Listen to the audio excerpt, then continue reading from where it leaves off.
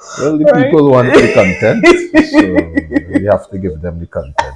No, it's not the people want you. It's the people. It's not the people. The I videos ask. where I am in, it shows for itself. Okay. Hey everyone, and welcome back to my channel. Guys, I'm so excited to do this video. It's an honor and a privilege for me to have my husband Kevin Raymond here joining me. So thank you so much for just coming and being up. In this video, we'll be sharing our experiences and just giving you guys advice on how to strengthen and preserve your relationship, in particularly where intimacy is concerned after having kids. I mean, when you have kids, when you introduce kids into your household, and the dynamics of your relationships change, and kids can be so demanding, especially in the early stages of their development, and if you're not careful, it can begin to affect your marriage in a negative way, where you can start to neglect each other and different things like that. So we just want to share our experiences and lessons, hard lessons that we had to learn along the way. And I think we are still learning. We're still in that journey of learning and navigating through just making sure that we take care of our kids and that they get everything that they need, but yet still at the same time not neglecting each other and each other's needs. So one thing we've learned ultimately as parents, that the kids, they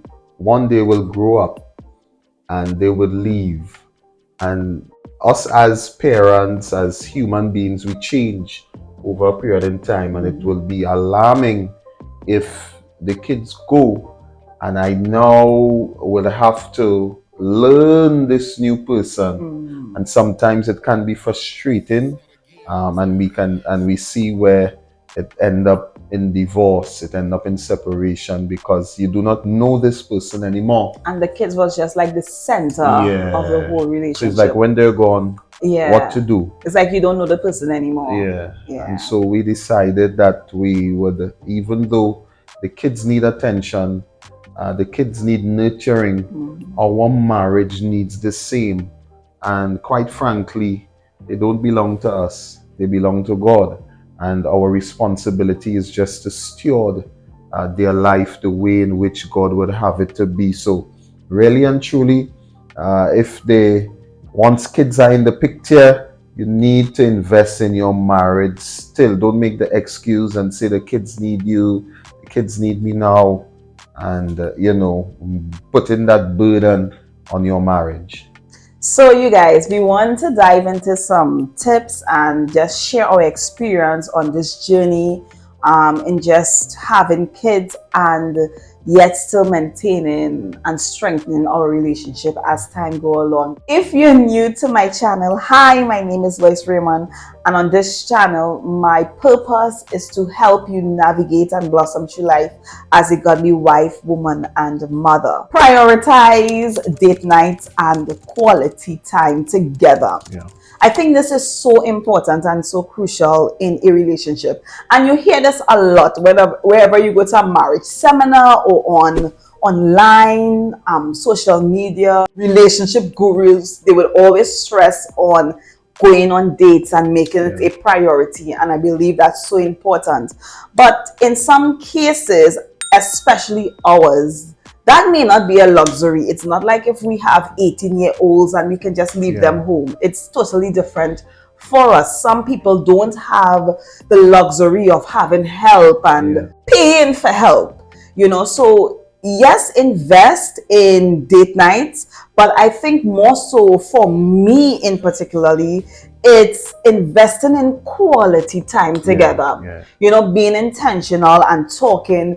A lot of the nights we just lay on the bed and we talk and we laugh and we have conversations about different things, and that's more important for me, because sometimes a lot of couples, they go on dates, Ray, but that was it. Like the date was not intentional. So you just go, you watch a movie, you had a good time, but there was not any intimate conversation. There was not no emotional bonding. It was just a date that you went on. Yeah. And I think it's so important that even though you go on the date, or even if you can't go on the date, having quality time where you can have deep conversations, meaningful conversations, being intentional about laughing and talking and getting to know each other and sharing each other's heart. So that's why I say yes, date nights, but more so at the core of it, have quality time. So even if you can't go on a date, like us, if it's just in the bedroom after hours and we're just on the bed lying, talking, that's a date night for me. Laughing, talking, and just sharing our hearts and yeah, just And bonding. it's also important to, you can even take a walk together, a stroll. Yeah. Sometimes maybe mom or dad or whoever is there, maybe come over for a couple of minutes if you can get the child for if it's half an hour, just to walk and learn each other. It's more than just going and eating a meal, but intentionally, as Lois says, spending time with each other. Yeah. We evolve. We in different seasons, our perspective changes, our desire changes. So I believe we can take that time to get to know each other. You know, how was your day? How are you coping with this? How do you see this? What are some of the plans you still would like to accomplish? Because sometimes we can get all lost in the having kids, our plans, our desires, our goals on the back burner. Yeah. But we need to be adamant in bringing it to the forefront, Yeah. especially with your spouse, especially with the female. Yeah. I believe that she goes through the brunt of the whole process, in that the kid at a young age needs mommy, always wants mommy, you know. So mommy are forced at times to just put her desire, put her goals, Yeah. put her dreams in the back burner. And as a dad, as a male, you want to be present, letting her know that, hey, that is still important, and seeing such some way in which you can continue to keep that dream alive, and having those walks and those talks, maybe a drive, going for ice cream. going for ice cream. It doesn't have to be grand. Yeah, but just make it intentional. Yeah. Speaking to each other and finding out how are you going, because through this process we have to share ourselves. It's about them. It's about them, and easily it can be, well, obviously it's about them, and easily we can feel neglected. Yes, we understand the season that we're in, but still we have needs as well, and take that time to speak about you. How are you going? Let the kids sleep in their own room or bed. So this, just being transparent and honest with you guys, this was a challenge for us. And we had a lot of conversations around this topic. And sometimes we kind of, not butt heads, but it started to affect our marriage. Right now, our situation is different because for a while we lived in a 1-bedroom apartment. So, you know, our firstborn son especially, he had to like sleep with us in the same room. And eventually we moved up. Now we have a bigger home and different things like that. But yet still sometimes the kids like to come and creep in. It's important to set those boundaries as well in your marriage, and you get to cuddle your wife or your husband, and so that you can keep that spark there. So yeah, I mean, for me, the kids can sleep, no problem, but there is a cutoff time, there is a limit, because I am concerned about my future with my wife. And so if I want a good future, a better future, a stable future, now I have to put in the work and start doing things that will facilitate that. And so set boundaries, let the kids, once they are at age to do so, let them get accustomed in their own space. Some of us, as like us, you may start off in a studio apartment, a 1-bedroom apartment. See if you can get their own beds, so that they can sleep on their beds and get some level of independence to make your life easier. And this takes me to my third point, which is to have a set bedtime where you have a designated time where your kids go to sleep, because sometimes during the day, life can begin to life and it can get so busy and you don't have time to really spend time with each other. So sometimes just having a time where the kids go and sleep, so that now you can have time alone with yourself, because sometimes you just need time alone with yourself to unwind. We need that as a couple, like even though we love being together, we need our space at times, but also as a couple being able to talk and just have privacy, just have adult just have just adults in the room alone with no kids is so important. So just having a cutoff time for your kids to go to bed, so that you can get your little time alone with your boo after, with your husband.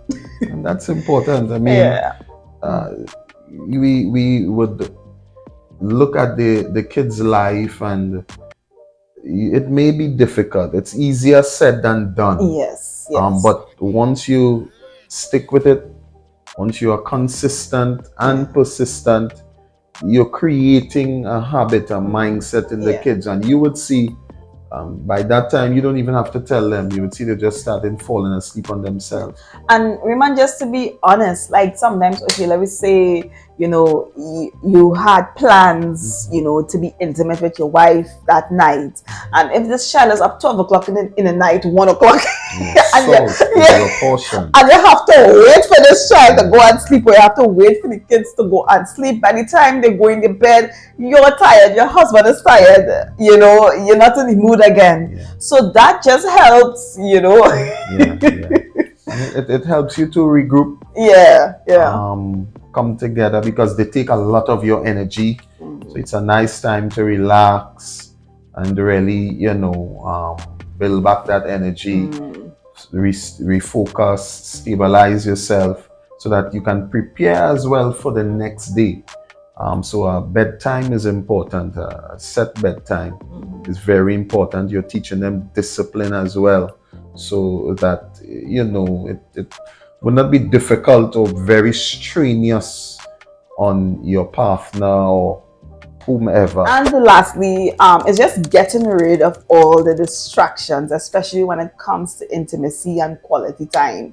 Again, if you have kids and they are up and things are not going right, to be intimate could be a problem, because let's say if you want to be intimate with your spouse and the kids are out there, like the worst thing, like I dread this, and this is a conversation that I have with everyone all the time, like I dread like one of my kids coming in on a like this is probably TMI, but like I think about myself, like I hate to see my parents kiss. Like up to this day, it's like, oh my gosh. And I don't want to put that image in my kid's mind.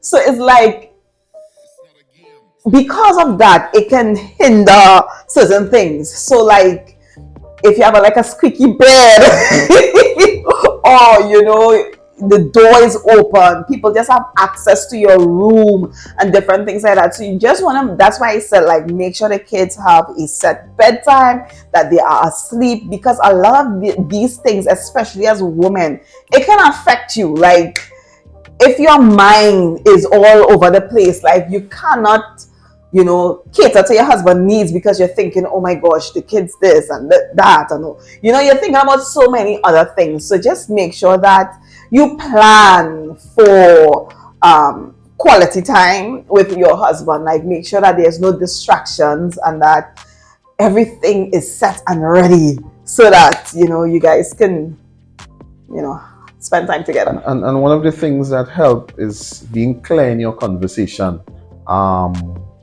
communicating with each other, letting them know that, hey, this time is our time, because easily the kids can creep in. Conversations about the kids can creep in. Now, if it's not an emergency, please, let's focus on each other at this time. And so with that, you will focus on each other. You'll be better to please each other and serve each other in that intimate time. So It's a time for yourselves to have fun. Yeah. Let your wife know, let your husband know. You don't, children talk, don't come in here at this time. If it's an emergency, no problem. We speak about it, see if we can address it.